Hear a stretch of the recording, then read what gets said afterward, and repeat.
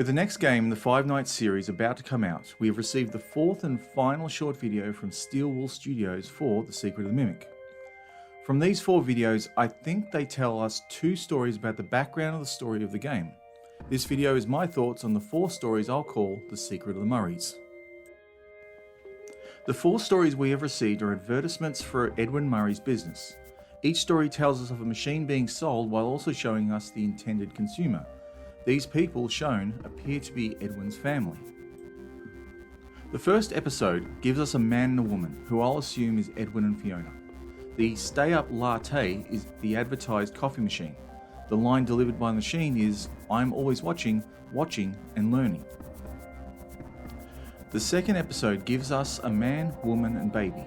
This is likely taking place after the first and shows that David has been born. The Murray's Magic Coat Rack is advertised as an adjustable coat rack. The coat rack is even shown hugging Edwin, showing that the ability to mimic movement of humans and interact with them. The third episode gives us a man, woman and child. The child is older than before and is dressed in children's clothing. The Cleanovac is advertising the size adjustable vacuum. The line delivered is, "What you really need most in a vacuum cleaner is friendship." The fourth episode gives us only a child. David is shown having the ability to speak now. The Mycelium Man is advertising a plush who repeats his phrases. The line delivered is, "They repeat any song they hear or anything you say." These events almost match the events of the Mimic story available to us from the Tales from the Pizzaplex short stories. The exception is from Edwin's wife Fiona, who was told to us as dying from the child's birth.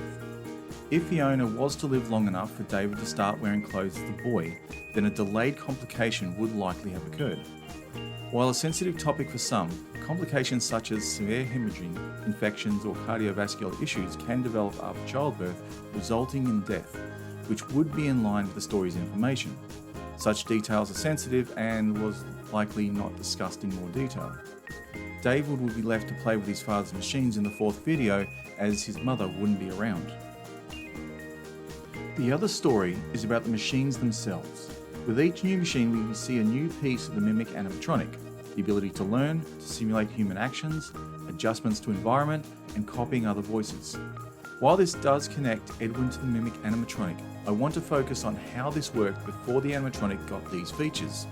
In particular, I want to mention the Mexus machine.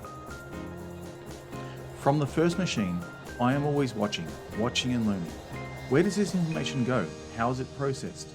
The answer could be a 70s style supercomputer called Mexus. And whom are the machines learning from? The answer is the Murray family. Before she died, the machine would have had the time to learn about Fiona, her actions, movements and her voice, and also from David. That supercomputer would be receiving information about the two from the year leading up to David's dying. Following this, Edwin's anger is transferred into the Mimic animatronic and abandoned.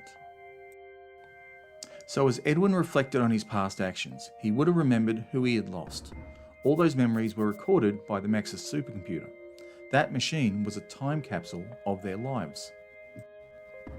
It's not unreasonable to believe that those memories could be relived again. Henry did that just years later when he created Charlie, an animatronic who was connected with the soul of Charlotte via a doll. Could Edwin do something similar? So I suspect that the Mexus computer is the single most important object Edwin could claim. He might even trade his entire company for its safe retrieval. By the time Edwin is an older man, he sits on the board of Fazbear. He's only there in a supporting role and not taken seriously by the other members. His life comes to an end when he is trapped in the baobab tree. This is not a real tree, but a manufactured attraction at the Pizzaplex. It holds the white tiger mask and a copy of the Mimic 1 program. Edward would die shortly after entering it, although he would leave the message, "I'm sorry." While the one responsible for locking him in the tree did not understand the message, had Edward been keeping the Mexus powered, would his wife and son's memories still be there? Edwin couldn't bring them back. He was sorry for the role he played in their family's past. So when Cassidy turned off the Mexus computer, it's likely she had ended the last chapter of the Murray family legacy.